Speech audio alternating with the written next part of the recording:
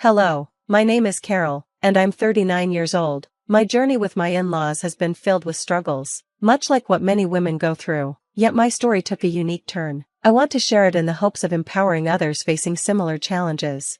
It all began when my husband, Anthony, approached me with a troubled look. "I have something important to tell you," he said, his voice full of concern. I asked if everything was okay, and he replied, "No, I'm scared. I just found out something awful about my mom and sister." He was talking about the ongoing mistreatment I'd suffered at the hands of my mother-in-law, Deborah, and my sister-in-law, Catherine. They had constantly sabotaged me, ruining my outfits before big events, tampering with my food and drinks to embarrass me, and spreading malicious rumors about my successful business. Their resentment toward me stemmed from their anger over my marriage into their family. Despite voicing my concerns to Anthony many times, it seemed my words fell on deaf ears, until that moment. Curious about what had finally changed, I asked Anthony what was going on, and he showed me something that left me stunned: security camera footage from our business venue. Anthony and I run a boutique that sells a variety of crafted items, including baby clothes and handbags. It's a venture I started and feel incredibly passionate about. But Deborah and Catherine never missed a chance to discourage me. One day, during a conversation, they openly criticized my business, saying, "Are you sure this business is going to succeed? You don't have the expertise for this. You should give up and focus on being a housewife or getting a regular job. Starting a business is too difficult for someone like you." Their words were meant to discourage me, but the footage revealed something far worse. Anthony finally saw the depth of their deceit and manipulation. He apologized for not believing me sooner. That moment marked a turning point for me. I realized that standing up for myself wasn't just about confronting my in-laws, it was about affirming my own strength and continuing to pursue what brought me joy, despite their attempts to stop me. I believe their actions were driven by jealousy, and there's no other explanation for their cruel behavior. My suspicions were confirmed when they tried to humiliate me time and again. I had shown Anthony the ruined dress, begged him to taste my tampered food, and revealed their lies about my business, but he had remained skeptical. He needed to see the evidence himself, and eventually, he did. The video Anthony showed me was shocking. Two masked women, one noticeably taller than the other, were vandalizing our boutique with spray paint. Anthony pointed to one of the women. "Take a closer look," he said. "Do you see the necklace?" I examined the footage carefully, and there it was, Deborah's distinct necklace, the one Anthony had brought her from Hawaii. It was a defining moment. Who else could it be? I thought. They look so similar. "I believe you now." Anthony finally admitted the truth. As tears welled up in my eyes, I felt a mix of anger and hurt over how long it had taken for him to believe me. But I also felt relief that someone finally acknowledged my suffering. For so long, I had hesitated to tell him about their actions, because they were his family. It felt wrong to speak ill of them or consider legal action for the damage they had caused, but I had secretly been planning how to address the situation. Just then, Anthony's phone rang. It was Catherine. "Speak of the devil," he muttered as he answered. After a brief conversation, he told me, "Catherine said Uncle Brian is back from his trip, and Mom wants to have a big family gathering since a lot of people are home for the summer." The idea of a family gathering sparked a range of emotions in me. It could be an opportunity to confront them or just move forward, but I knew something had to change. With Anthony finally on my side, it felt like the right time to carefully consider our next steps.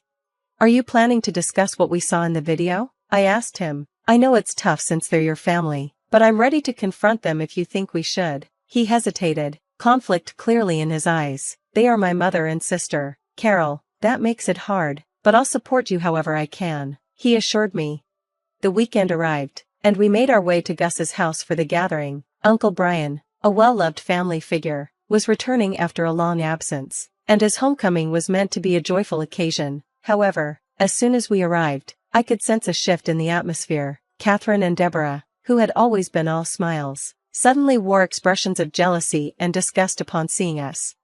"Oh, you two are here early," Deborah remarked, her smile forced. "Yes, Mom, we thought we'd come by early to help out with the crowd today," Anthony replied cheerfully. "How sweet of you," Deborah said, her voice dripping with insincerity. "We're happy to have the help." I tried to keep things light. "It's great to be here," I added, but both Catherine and Deborah shot me accusatory looks, their eyes narrowing as if they wanted to say something but couldn't quite bring themselves to. Then, in a display of over-the-top sympathy, Catherine said, "Oh Carol, it's awful about your business being vandalized. I saw the damage on my way here. Such a tragedy, dreadful, Deborah added, her voice dripping with fake concern. Their overly cheerful tone and poorly concealed smirks were a dead giveaway. It was clear they were enjoying the situation. I caught them trying to suppress their laughter, their muffled chuckles only fueling my determination. But I stayed calm, choosing not to escalate the situation just yet. It's just awful, isn't it? We can't imagine who would do such a thing, I said, maintaining a composed facade for now. It's upsetting to see something we've worked so hard on being damaged. I decided to bide my time, waiting for the perfect moment to reveal the truth. Confrontation loomed on the horizon, but I was determined to approach it strategically, ensuring that when the truth came to light, it would be irrefutable and impactful. The police will investigate this, I stated firmly, emphasizing the seriousness of the situation. The police? Why involve them in something so minor? Catherine quickly interjected, her tone dismissive. It's probably just some kids messing around. No need to make a big deal out of it. Oh, Catherine, it's considerate of you to be concerned about these supposed troublemakers, I replied with quiet defiance. But they still need to face the consequences for their actions. They knew exactly what they were doing. I agree with Catherine, Deborah added. We all did silly things as teenagers. Let's not dwell on it. Come on, let's focus on getting everything ready for the party. Their nervousness was palpable. They were trying to downplay the incident after we'd probed so much about it. Anthony and I exchanged a knowing glance, then went to help with the party preparations. By 4 p.m., family members began arriving for the reunion. After finishing our tasks and having a brief moment to relax, Anthony pulled me aside. I have something for you, he whispered, holding up a hidden microphone. I want you to wear it. Why, what's going on? I asked, confused by his request. I'm not strong enough to confront my mother or sister, he admitted. I'm sorry, I'm not as assertive as you want me to be, but maybe this is better. If you expose them, you'll get the credit you deserve. You've always been stronger than me. Wear the mic and approach them. You might uncover something, and you'll get the justice you've been seeking. I won't stop you.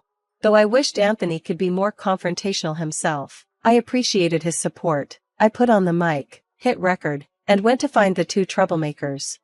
I finally located them in the kitchen, deep in a heated discussion. Before I entered, I paused, taking a moment to gather my courage for whatever truth might come to light. Pressing my ear against the door, I overheard snippets of their conversation. She's on to us, Mom. Did you see the way she looked at us? Catherine's voice was tinged with anxiety. Stop it, Catherine. You're overreacting. She doesn't know it was us. Deborah's tone was dismissive, though I detected a hint of doubt creeping in. I swear, Mom, she knows everything, Catherine insisted, her worry clear in her voice.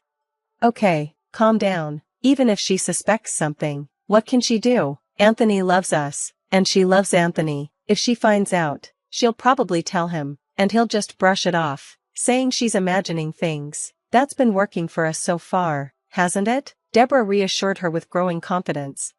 What do you mean? Catherine's voice was sharp with tension. Remember when we ruined her dress before her business pitch? Or when we tampered with her food and drinks? She told Anthony about it. There's no way she didn't share her suspicions with him, but because he loves us, he overlooked it. He'll do the same now, Deborah explained, growing more confident as she recounted their past deceit. I stood there, heart racing, knowing that the moment of reckoning was finally near. I could no longer tolerate their sinister plotting. Overcome with anger and the need for justice, I stormed into the room. Though I had been recording their conversation, I feared the microphone hadn't captured enough evidence. I needed to get closer, to gather more proof for my case. Hey, you two, Uncle Brian will be here soon. Do you need help with anything else? I asked, feigning ignorance. They jumped, startled by my sudden entrance.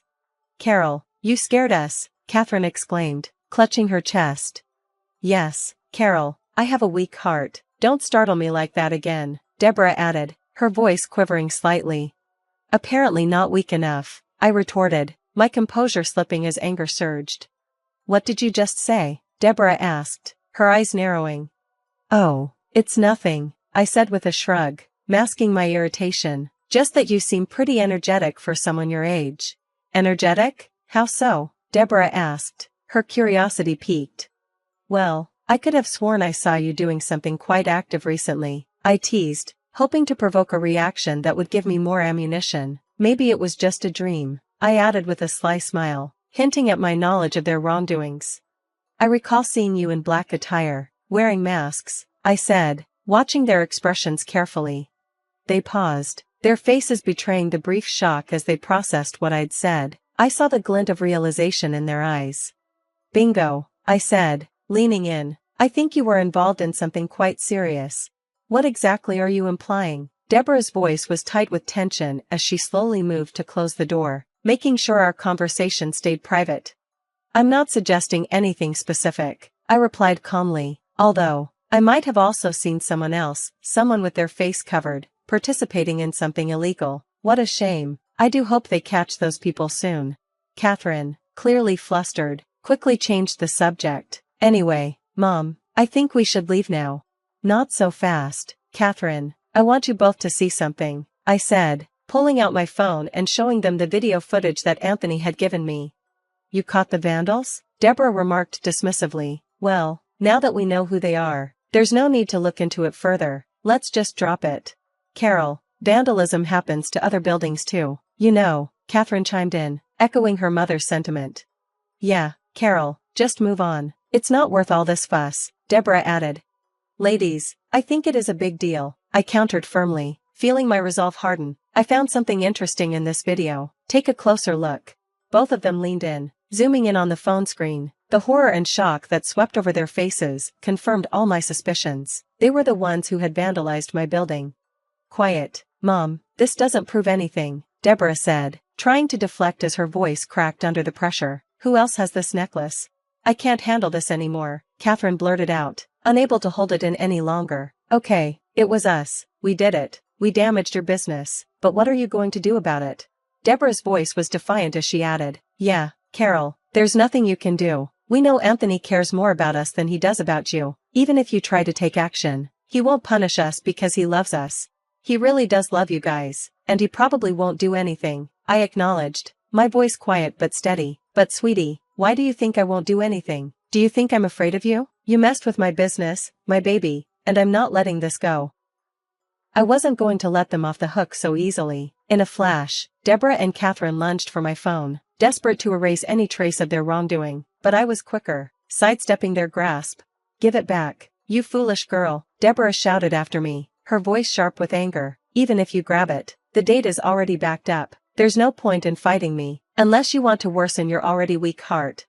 Don't provoke my mom, Catherine added, her voice rising with fury. Do you think this is funny? Think you're clever? Hand over that data, now, or else. Or else what? I taunted, a rush of adrenaline flooding my veins. What are you going to do? I'll hurt you in ways you can't imagine, Catherine threatened, her eyes flashing. Oh, I'm so scared, I replied, my voice dripping with mockery. Please don't hurt me. We danced around the kitchen, me trying to stay ahead of them, until I finally made it to the door and threw it open. And of course, as luck would have it, Anthony was standing right outside. Help, your mom and sister are going crazy, I exclaimed, stepping out into the cool air, still out of breath from the chase. What's going on? Anthony asked, confusion written all over his face. I'll tell you what's going on, Deborah snapped, her voice cold. Your wife is falsely accusing us of vandalizing her business and threatening us. That's not true, I interjected quickly, turning to Anthony. Tell them.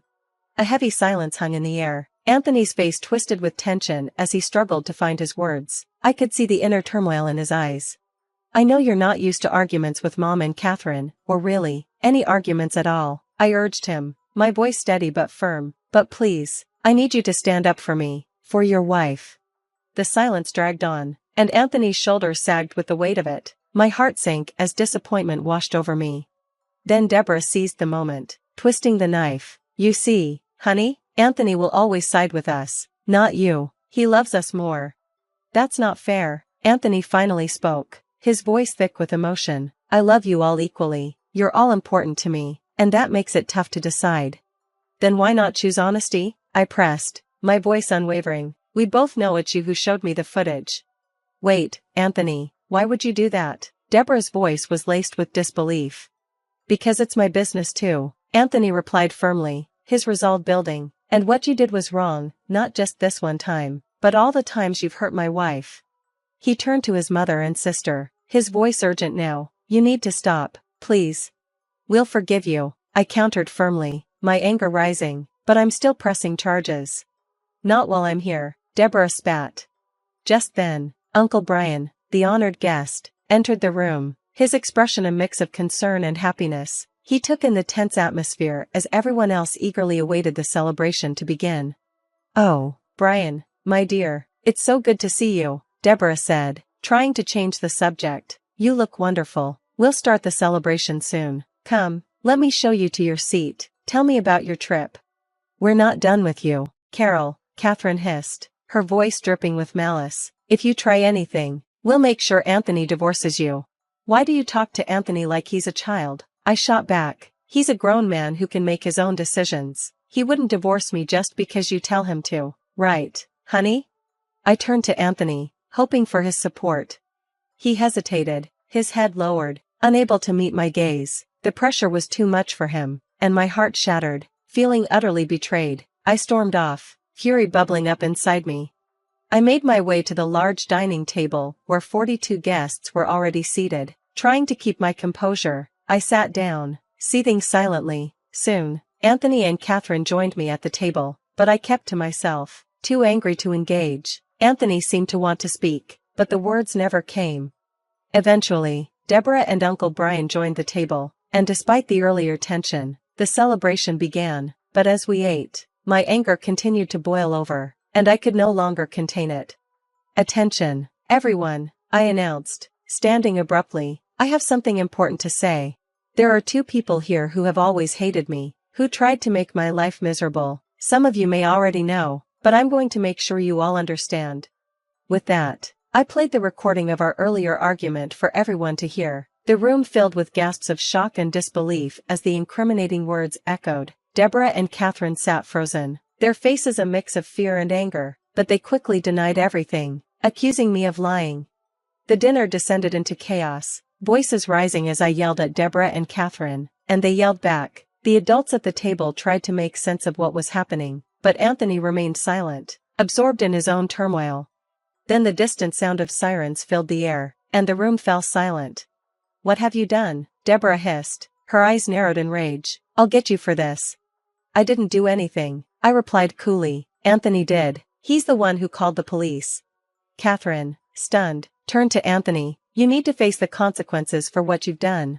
Anthony stood tall. "I called the police, and they have a warrant for your arrest. I secretly recorded our conversation, the one Carol played for everyone." He turned to the room, his voice gaining strength. "We've all seen how Mom and Catherine treat Carol, but none of us said anything, especially me. Carol is my wife, and from now on, I'm standing by her side because she's been proven right. Mom, Catherine, please cooperate," he urged. And then, the police entered the house, arresting Deborah, who cursed and yelled as they took her away. Catherine tried to flee, but was quickly apprehended as well. Both women were led out, their heads hung in shame, throwing accusatory glares at me and calling Anthony a traitor. The night continued, but it was awkward. We all opened up about how toxic Deborah and Catherine had been. Even Uncle Brian joked, "I'd rather be in prison than around them," and we laughed, finally able to enjoy the rest of the evening. As the night wore on, some family members received calls from the local jail, presumably from Catherine and Deborah. Some answered, telling them bluntly that they needed to learn a lesson, while others pretended the network was down. Anthony and I grew closer after he supported me in calling the police. Catherine and Deborah paid a fine for the damages and were eventually released from jail, but their egos had been severely wounded. Now, when we see them, they look ashamed and fearful, a sharp contrast to the jealousy and disgust they once wore. It's a change that feels particularly fitting. Revenge has never tasted so sweet.